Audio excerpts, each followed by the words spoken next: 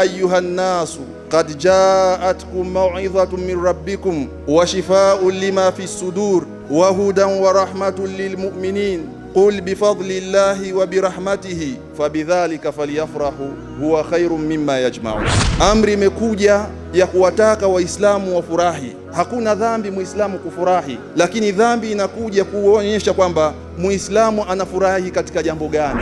Qul bifadlillah, sema Muhammad kuwaambia kwamba kwa fadhila ya Mwenyezi Mungu Subhanahu wa Ta'ala, wa birahmatihi, na kwa rehema zake, kwamba wafurahi. Leo tumo katika mwezi mtukufu wa Ramadhani. Hii ni kwa rehema ya Mwenyezi Mungu Subhanahu wa Ta'ala, kwa sababu Ramadhani inaletwa kama chuo kwa Muislamu. Baada ya kuwa Muislamu ndani ya miezi 11 huenda aliteleza kutoka nje ya utaratibu alioweka Mwenyezi Mungu Subhanahu wa Ta'ala, anamletea kifutio ambacho kitafuta yale makosa. Kwa nini tusifurahi? Kwa nini tusiukabili mwezi wa Ramadhani kwa inshirahul qalbi wasudur? Kwa nini tusikubali tukabili Ramadhani kwa kufanya taat? Kwa nini tusiukabili mwezi wa Ramadhani kwa kufanya ihsan? Kwa nini tusiukabili mwezi wa Ramadhani kwa kufanya mambo ya kheri mbalimbali? Kwa kuwa tumetakiwa tuifurahie kheri kama hii. Na wema waliotangulia ndivyo walivyokuwa desturi yao. Hawakuwa wanyonge katika kheri, hawakuwa goigoi katika kutenda kheri, walikuwa wakitumia fursa. Kila fursa ambayo inafika katika mawasimul khairi, wao walikuwa wakishikamana nayo. Kisa cha Ubay bin Ka'b radiyallahu ta'ala anhu. Siku moja amekaa, Mtume akaja akamwambia, ya Ubay ibn Ka'b, inna Allaha amarani an aqra alayka suratal bayyina. Ubay, Mwenyezi Mungu ameniamrisha nikusomee suratul bayyina. Ubay akashtuka, amwambia Mtume, waqad samani bismi, Allah amenitaja kwa jina langu, aswa Ubay bin Ka'b.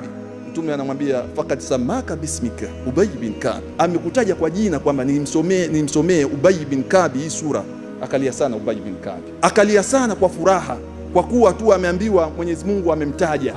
Mimi na wewe tujiulize, lini tulimwaga machozi kwa furaha ya kumridhisha Allah? Lini tulifanya hivyo?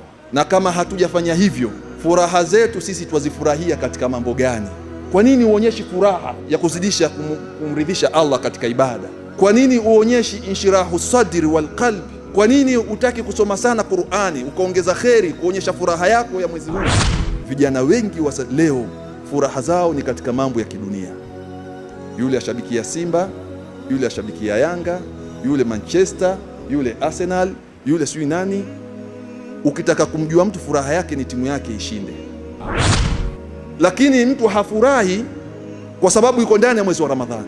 Furaha yake na shukurani yake mbele ya Mwenyezi Mungu, akasema watu 5 hawa mwezi au mwaka huu Ramadhani hii nataka wafuturu kwangu, furaha yangu Mwenyezi Mungu kunibakisha salama mpaka nikaingia Ramadhani.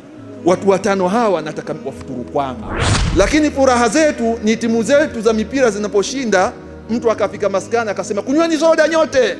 Wape soda hao, tumewafunga leo hao. Muislamu wapotea wapi? Watu wa pesa zako na wapata dhambi. Kwa nini usitoe pesa zako katika mwezi wa Ramadhani alafu ukapata thawabu zaidi na zaidi? Mwenyezi Mungu atuongoze katika hayo, atusamee madhambi yetu, atuongoze katika kheri, tuwe na furaha ya hali ya juu katika misimu ya kheri kama hii. Mahasini TV, pata kujua wema wa Uislamu.